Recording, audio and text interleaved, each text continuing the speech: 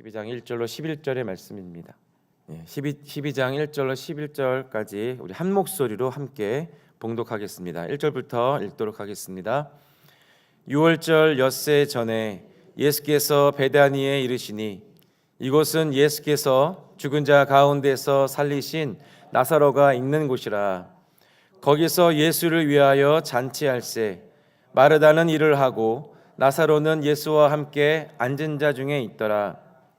마리아는 지극히 비싼 향유 곧 순전한 나드 한 근을 가져다가 예수의 발에 붓고 자기 머리털로 그의 발을 닦으니 향유 냄새가 집에 가득하더라. 제자 중 하나로서 예수를 잡아줄 가룟 유다가 말하되 이 향유를 어찌하여 300데나리온에 팔아 가난한 자들에게 주지 아니하였느냐 하니, 이렇게 말함은 가난한 자들을 생각함이 아니요 그는 도둑이라 돈꾀를 맞고 거기 넣는 것을 훔쳐감이로라. 예수께서 이르시되 그를 가만두어 나의 장래할 날을 위하여 그것을 간직하게 하라.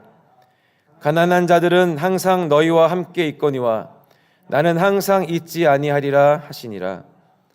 유대인의 큰 무리가 예수께서 여기 계신 줄을 알고 오니 이는 예수만 보기 위함이 아니요 죽은 자 가운데서 살리신 나사로도 보려 함이로라.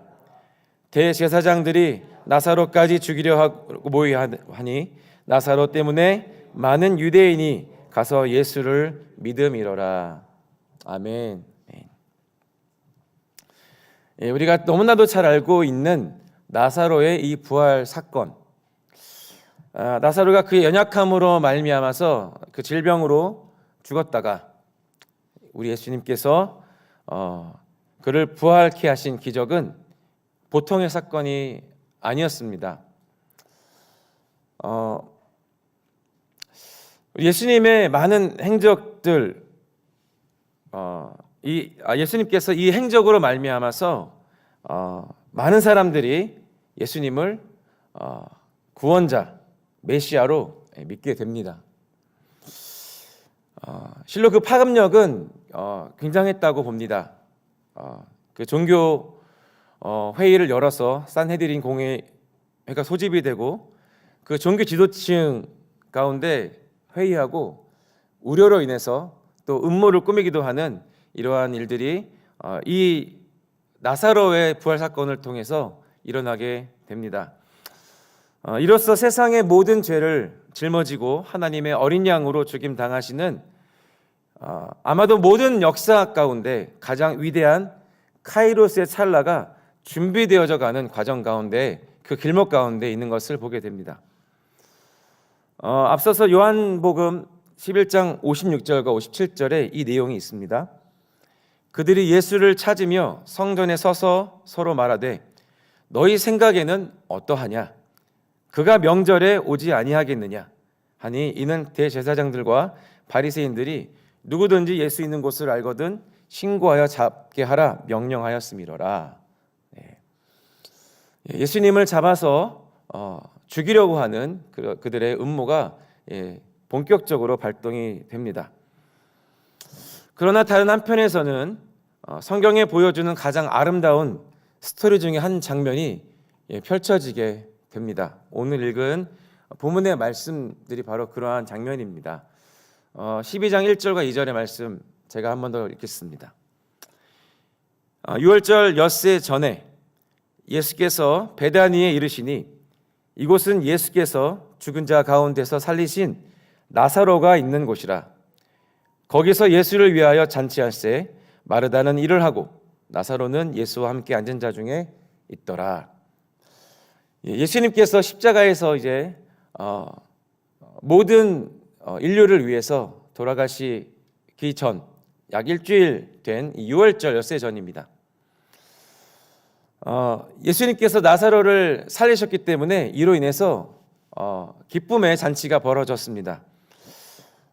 그들이 할 수 있는 가장 최선을 다해서 주님을 위해서 잔치를 합니다. 2절에 보면 예수를 위하여 잔치할세라고 기록되어 있죠. 우리가 읽은 이 1절로 11절의 이 구절 가운데 네 명의 인물이 등장을 합니다. 오늘은 이들을 살펴보고자 합니다. 그래서 제가 설교의 제목도 이 네 명의 이름을 나열했습니다. 마르다, 나사로, 가룟 유다, 마리아. 먼저는 마르다에 대해서 한번 살펴봅니다. 이 주님을 위해서, 예수를 위하여 배설된 이 잔치, 마르다는 직접 식사를 준비하고 있습니다. 시중을 들면서 그 마음의 존경심, 그 사랑을 표현하는 타입의 인물입니다. 일전에도 예수님을 섬기는 일에 열심을 가졌지만 자신의 그 분주함의 함정에 빠져서 주님께 책망을 들었던 적이 있었습니다. 마태복음 10장에 기록되어 있는데요. 주께서 대답하여 이르시되 마르다야 마르다야 내가 많은 일로 염려하고 근심하나 몇 가지만 하든지 혹은 한 가지만이라도 족하니라. 마리아는 이 좋은 편을 택하였으니 빼앗기지 아니하리라 하시니라. 주님의 이 책망을 들었습니다. 감사하게도 비록 부족하지만 참 귀한 중심을 가지고 있는 마르다입니다. 항상 자신의 자리를 지켜내는 그러한 인물이죠. 비록 주님의 책망을 들었지만 그 책망을 핑계로 그 불편한 마음을 갖지 않고 자신이 가진 은사에 따라서 변함없이 그리고 계속해서 주님을 섬기는 일에 봉사를 했습니다. 마르다가 자신의 사랑을 표현하는 가장 즐거운 방법은 대접하여서 섬김으로 인해서 자신의 손으로 직접 일하는 것이었습니다. 대부분의 사람들은 무대 위에서 사람들의 주목을 받고 각광을 받는 일을 더 가치 있게 여깁니다. 남이 알아주지 않는 일은 되도록이면 회피하고 싶어 하는 것이 인간적인 본성 중에 하나인 것 같습니다. 그러나 보이지 않는 곳에서 예수님을 묵묵히 섬긴 이 마르다가 없었다면은 오늘 우리가 쭉 읽어 내려간 이 아름다운 주님과의 잔치는 아마도 제대로 이렇게 진행되지 않았을 것입니다.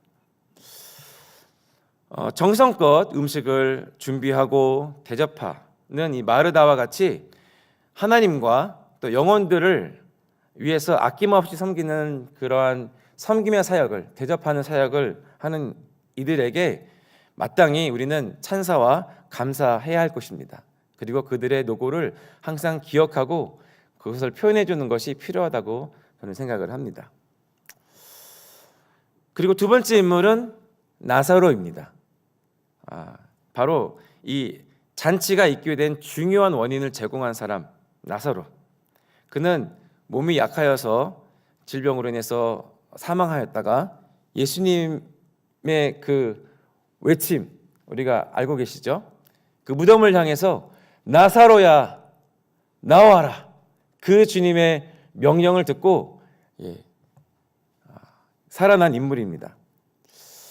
어떤 분이 그런 설교를 하셨는데, 만약에 이제 당시의 무덤에 이제 나사로만 묻혀 있는 것이 아니고 많은 사람이 묻혀 있었는데, 만약에 나사로야 나오라, 나사로의 이름을 부르지 않고 나와라라고 했다면 그곳에서 많은 사람들이 부활해서 나왔을 것이다라는 그러한 약간 이제 추측성 설교를 하셨는데, 재미있는 설교를 하셨는데, 그 나사로의 이름을 부르시고 그를 직접 지명하셔서 살리셨습니다. 그 기적의 대상자, 그 기적의 사나이 나사로입니다. 그는 부활의 증인으로서 그 자신의 삶이, 그 자신의 존재가 바로 부활의 증인이었습니다. 죽음을 경험한 후에 다시 생명으로 돌아와서 이제는 적극적으로 자신의 체험을, 자신의 간증을 통해서 예수 그리스도에 대해서 알리는 자가 되었습니다.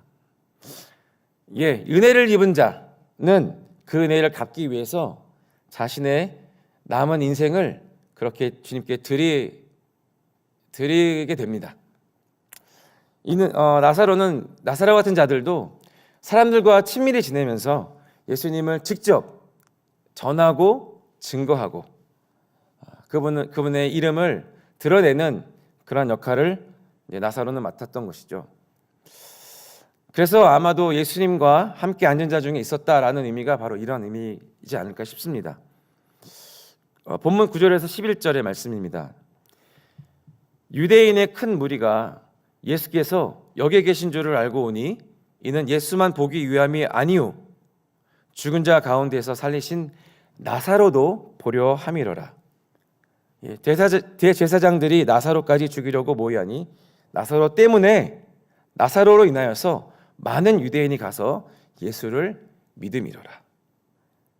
이 나사로 같은 사람들은 이들을 통해서 구원의 길, 믿음의 길이 증거되기도 하고 또 그들의 섬김으로 인하여서 구원의 역사가 나타나기도 합니다. 복음의 도구로, 복음의 통로로 쓰임받는 삶은 진정 아름답고 또한 소중합니다. 이 어려움과 고난 속에서도 주님의 쓰임을 받는 그런 사람은 주님과 함께 영원히 앉게 되는 은혜를 누릴 줄로 믿습니다. 우리가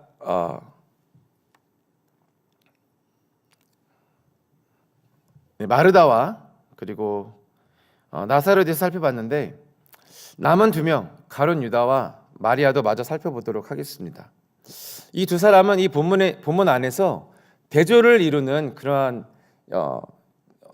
인물이고 또 중요하고 위대한 교훈을 이 두 사람이 가르쳐주고 있습니다. 먼저 가룟 유다입니다. 가룟 유다는 예수님께서 지명하사 부르신 제자입니다. 비록 가룟 유다는 예수님을 따랐지만 다른 믿는 이들을 비판하는 위치에 서 있게 됩니다. 자신의 신앙과 의견에 맞지 않는 사람에 대해서 판단하고 비난하기를 서슴지 않습니다. 정말 사랑스러운 이 마리아의 이 행동을 트집 잡는 인물이기도 하고 효율과 낭비에 대한 자신의 뜻을 이제 사람들 앞에서 제기하면서 자신의 옳음을 증명하려고 하는 사람입니다. 5절입니다. 본문의 5절. 가룟 유다가 이렇게 말했죠. 이 향유를 어찌하여 300데나리온에 팔아 가난한 자들에게 주지 아니하였느냐라고 가룟 유다가 말했습니다. 가룟 유다의 동기는 사실 순수하지 않습니다. 주님께서는 그 사무엘상에서 말씀하시는 것처럼 내가 보는 것은 사람과 같지 아니하니 사람은 외모를 보거니와 나 여호와는 중심을 보느니라 라고 하시는 주님 말씀을 우리는 항상 잊지 말아야 할 것입니다. 예수님의 그 사역팀에 회계를 맡아서 돈꾀를 맡아서 사역을 하고 있었지만 그러나 이 가룟 유다는 자신의 양심의 소리를 속이고 그 돈꾀에 손을 대는 범죄를 저지르고 있었습니다. 그래서 이 가룟 유다를 도둑이라고 이 본문에서 우리가 읽은 말씀 중에 말하고 있는 것입니다. 가룟 유다는 주를 위해서 일을 했지만 그러나 그는 예수님을 사랑하지 않았습니다. 예수님은 그 가룟 유다를 향해서 마리아를 가만두어라 라고 단호하게 말씀하셨어요. 이런 단호한 책망이 있었던 것은 유다가 마리아의 그 행동을 이해할 수 없었기 때문입니다. 그가 이해할 수 없었던 이유는 그가 예수님을 사랑하지 않았기 때문이죠.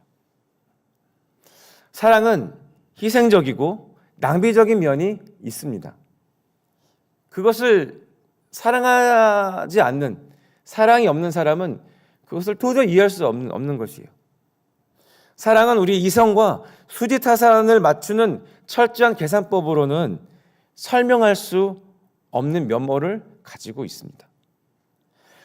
때때로 참 불필요한 일이기도 하고 이해할 수 없는 일투성일 때가 있다는 것을 사랑하지 않는 자는 잘 모릅니다. 그것의 한 예로 사무엘하 23장의 말씀을 좀 들고 싶습니다. 같이 한번 읽어봤으면 좋겠습니다. 13절부터 17절인데요. 함께 같이 읽도록 하겠습니다. 또 32목 중 3사람이 곡식 벨 때에 아둘람 굴에 내려가 다윗에게 나아갔는데 때에 블레셋 사람의 한 무리가 르바임 골짜기에 진쳤더라. 그때 다윗은 산성에 있고 그때 블레셋 사람의 요새는 베들레헴에 있는지라.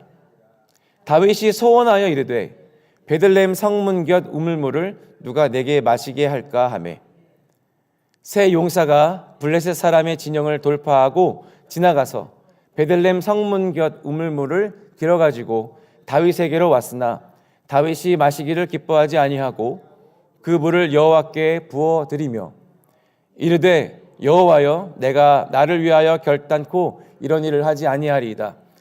이는 목숨을 걸고 갔던 사람들의 피가 아니니까 하고 마시기를 즐겨하지 아니하니라. 새 용사가 이런 일을 행하였더라. 네. 다윗이 이게 베들레헴을 점령하고 있는 블레셋 요새가 이제 베들레헴에 있었는데 다윗이 그 베들레헴을 바라보면서 그 베들레헴 성문 곁에 있는 우물물을 마시고 싶었던 거예요. 왜냐하면 다윗은 베들레헴 출신입니다. 그가 아버지의 양떼를 치던 자 아닙니까? 아마도 그가 양떼의 물을 먹이기 위해서 그 베들레헴 성문 곁에 있는 우물물에서 자주 양들을 먹이기도 하고 자신도 그 물을 마셨을 겁니다. 자신의 고향이 블레셋에게 점령당하고 있는 것을 보면서 그 안타까워하는 마음도 있었을 것이고 그 우물물을 마시고 싶다라고 하는 그 소원이 있었어요. 베들레헴 성문 곁 우물물을 누가 내게 마시게 할까? 아마도 다윗은 이 방위 대사를 큰 소리로 하지 않았을 겁니다. 그냥 탄식하듯이 저 물을 누가 내게 마시게 할까? 그냥 이렇게 작은 소리로 말했을지도 모르겠어요. 근데 그를 따르는 새 용사라고 불리우는 3명의 사람이 그 다윗의 소원함을 들었습니다. 그래서 그들이 결심한 게 무엇이냐면 우리가 저 블레셋 사람들의 진영에 들어가자. 그들을 돌파하여서 다윗이 정말 갈망하고 있는 그 물을 길어가지고 다윗에게로 오자. 이 3명이 많은 군대가 진치고 있는 그 위용이 넘치는 블레셋 진영을 향해서 들어갑니다. 단 3명이서 그 군대를 돌파하고 다윗이 정말 마시고 싶어 하였던 그 물을 길어가지고 옵니다. 다윗이 그 자신에게 가지고 온 그 물을 마시지 않습니다. 왜냐하면 정말 자신이 마시고 싶어 했지만 그 물을 길어온 그 3명의 목숨값도 같은 그 물을 어찌 그가 마실 수가 있었겠습니까? 그래서 그 물을 마시지 않고 하나님께 기도했어요. 여러분, 새 용사가 이렇게 무모한 일을 행했습니다. 솔직히 미친 짓 아닙니까? 물 한 잔 위해서 목숨을 걸다니요. 상식적인 행동이 아닙니다. 물론 그 행위로 자신들의 용맹과 충성을 증명할 수는 있었겠지만 그러나 그만한 일은 사실 아니었다고 봅니다. 출세를 위해서 아부 정도로 취급할 수 있는 그러한 무게감은 아니지 않습니까? 조금이라도 실수를 하거나 그들의 계획이 어긋났다거나 어떤 특별한 상황이 발생했다면 그 새 용사의 목숨은 단지 그 물 한 모금의 해가하려고 하는 가치와 맞바꿔야 됐을 겁니다. 아니, 그들과 관계된 그들의 가장을 잃어버린 가족들의 애통감과 상실감을 더 얹어야 되지 않을까 싶습니다. 그 세 용사가 다윗을 위해서 했던 것은 단순한 어떤 충성과 용맹 때문은 아니었을 겁니다. 다윗을 향한 이 세 명의 사랑하는 마음 때문이지 않았을까? 저는 그렇게 묵상했습니다. 사랑은 이런 무모함이 있습니다. 사랑해본 사람들은 그것을 압니다. 내가 가지고 있는 것들을 다 털어서라도 내가 사랑하는 상대방이 기뻐하고 만족할 수 있다면 기꺼이 내 모든 것들을 바칠 수 있는 그 동기가 사랑에 있습니다. 이 세 용사와 같은, 다윗을 사랑했던 그 세 용사와 같은 인물이 여기 마리아라는 인물입니다. 마리아는 그가 가지고 있는 자신에게 가장 소중한 것으로 예수님께 존경과 사랑을 특별하게 표현했습니다. 이 마리아의 진심 어린 사랑, 그리고 그 낭비는 주님을 기쁘시게 했습니다. 한번 3절을 함께 읽어볼까요? 본문 3절 함께 읽어보겠습니다.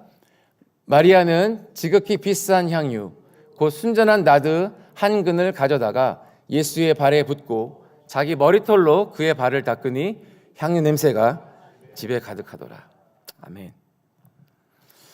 마리아의 사랑에 근거한 행동에서 우리는 몇 가지 교훈을 얻을 수가 있을 겁니다. 마리아는 아낌없이 주는 사랑을 이 자신의 행위에서 드러내고 있습니다.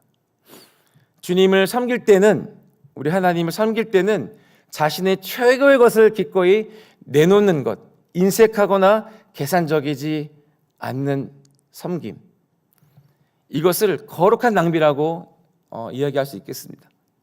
대가를 바라지 않고 가진 모든 것을 주는 숭고한 사랑, 이것을 마리아가 우리에게 가르쳐주고 있습니다. 이제 많이 들어서 아시겠지만 당시에 품꾼의 하루 품삯이 한 데나리온입니다. 이 비싼 향유라고 되어 있는 이 순전한 나드 한 근은 약 300데나리온의 금액이라고 알려져 있습니다. 이 노동꾼의 1년치 임금입니다. 특별히 당시에 그 여성들은 경제적인 독립이 극히 제한되어 있었기 때문에 아마도 이 300데나리온은 그것 이상의 가치가 있었을 겁니다. 이 마리아에게. 단순히 이 향유는 그 단순한 사치품이 아니고 비상시에 이제 경제적으로 자기를 보호할 수 있는 안정망 같은 존재였을 것입니다. 그리고 미혼 여성에게는 혼수의 자산이기도 하였고 과부에게는 노후 생존 자금으로 사용했던 그러한 가치입니다.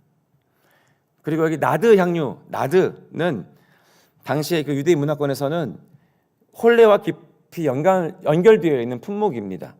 이 시집 지참금인 거죠. 결혼 지참금 같습니다.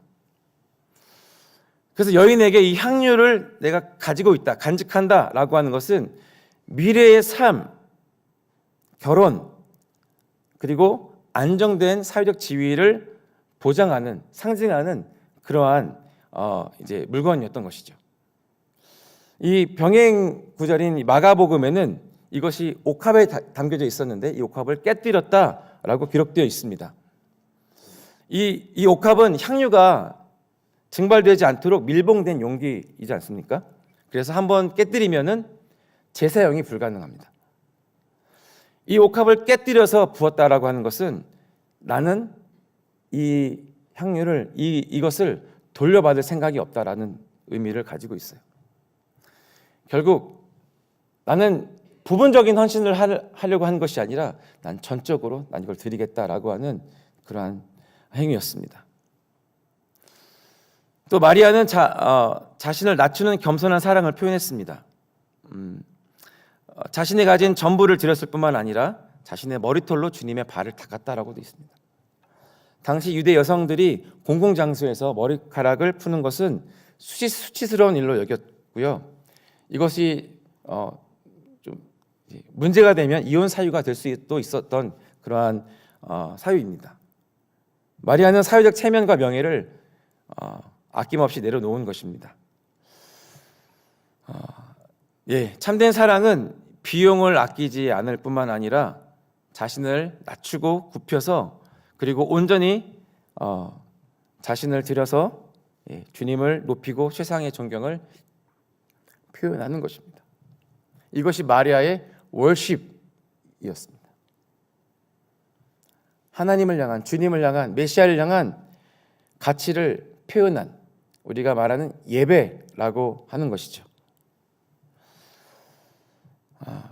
우리가 이제 예배 영성 시리즈에서 배운 것처럼 마리아가 이토록 자신에게 가치 있는 것을 드린 월십을 드렸다고 해서 예수님의 그 가치가 올라가는 것은 아닙니다. 오히려 주님께서 마땅히 받으셔야 하는, 그분이 받으셔야 마땅한, 합당한 그런 사랑과 경배를 받으셨을 뿐입니다. 최고의 것을 드릴 수 있는 것은 우리의 참 생명 되신 주님이 최고의 것을 받으시기에 홀로 합당하시다라고 하는 것에 대한 표현에 불과한 것입니다.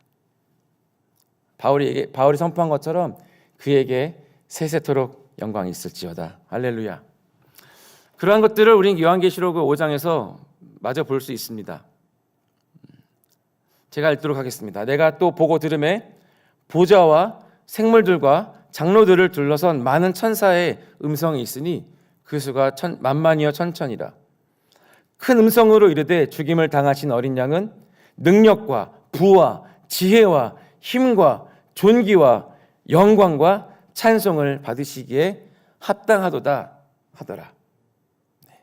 우리 주님께서 받으셔야 하는 마땅한 영광이 이러한 것입니다. 천상의 존재들이 하나님의 그 보좌 앞에서 이러한 예배를 드리고 있다라고 하는 것을 이 장면을 통해서 우리는 볼 수가 있습니다. 마리아가 자신의 것을 다 드린 이 월십을 드렸던 마리아, 또 하나 마리아를 통해서 우리가 보는 것은 예수님께서 어떤 일을 겪으실지, 어떤 일이 일어날지 감지하고 있었다라고 하는 것입니다. 아마도 그녀는 어떤 불길한 예감, 마음이 무겁기도 하고 가슴을 짓누르는 엄청난 중압감의 느낌을 가지고 있었을 겁니다. 왜냐하면 마리아의 마음은 예수님의 마음과 연결이 되어 있었기 때문이고, 그래서 주님을 좀 돕고 싶고 그분에게 용기를 드리고 싶은 마음이 있었기 때문입니다. 다른 제자들은 다 눈치채지 못했지만 참으로 사랑하는 주님께서 이제 죽음의 길로, 십자가의 길로 가셔야 한다는 것을 감지하고서 자신에게 가장 소중한 향유를 부어 드림으로써 주님의 그 선택이 귀하다라고 하는 것을 격려하고 후원해 드리고 싶었던 것입니다. 그녀 자신에게 있었던 이 감동을 믿음의 행위로서 주님과 사람들 앞에 증거한 행위로 볼 수가 있는 것이죠. 하나님의 마음과 연결된, 주님을 친밀함으로 사랑하는 사람, 하나님께서 무엇을 행하실지, 하나님께서 어떤 뜻을 가지고 계신지를 알고 그것에 사로잡힌 자는 위대한 일에 반드시 쓰임 받게 됩니다. Right timing, right thing. 하나님의 때가 언제인지, 그리고 하나님께서 무엇을 원하시는지, 행하기를 원하시는지를 알게 됩니다. 그것을 우리 사랑스러운 성령님께서 그에게 그것을 알려주십니다. 그래서 마리아는 이 땅에서 주님의 장례를 예비한 유일한 사람이 되었습니다. 아울러서 주님께서 세상 죄를 위해서 반드시 죽으셔야 한다는 것과 또한 주님께서 부활이요 생명으로 다시 살아날 것을 믿었던 유일한 사람이 되었습니다. 이 마리아의 이 사랑 어린 행동이 어떤 결과를 초래했나요? 향유 냄새가 온 집안에 가득하였다라고 했습니다. 이것은 예수님을 자신의 마음과 또 집으로 영접하고 환대하는 사람들, 자신의 마음과 집을 향기로 가득하게 만드는 이 일은 함께한 모든 사람에게 그분을 향한 사랑과 그분을 향한 예배, 그분을 향한 가치가 어떤 것인지를 많은 사람들에게 드러내고 보여준 것이 되었다라고 하는 것입니다. 이번 사순절 기간 동안에 우리가 기도와 말씀에 전념하고 있는데 우리의 이성적이고도 계산적인 신앙에서 벗어나서 지극히 비싼 향유, 곧 순전한 그 나드 아낌없이 드릴 수 있는, 즐겁게 부어드릴 수 있는 최고의 가치, 최고의 사랑을 우리가 배우고 또 드릴 수 있는 한 명의 마리아가 되는 그러한 기간이 되었으면 좋겠습니다. 주님을 존귀하게 여기는 사람, 예수 그리스도를 높여드리는 것으로 인해서 나의 삶, 나의 주변, 그리고 세상을 그 향유로 향기롭게 만드는 통로가 되는 우리 모두가 되기를 주님의 이름으로 축복합니다.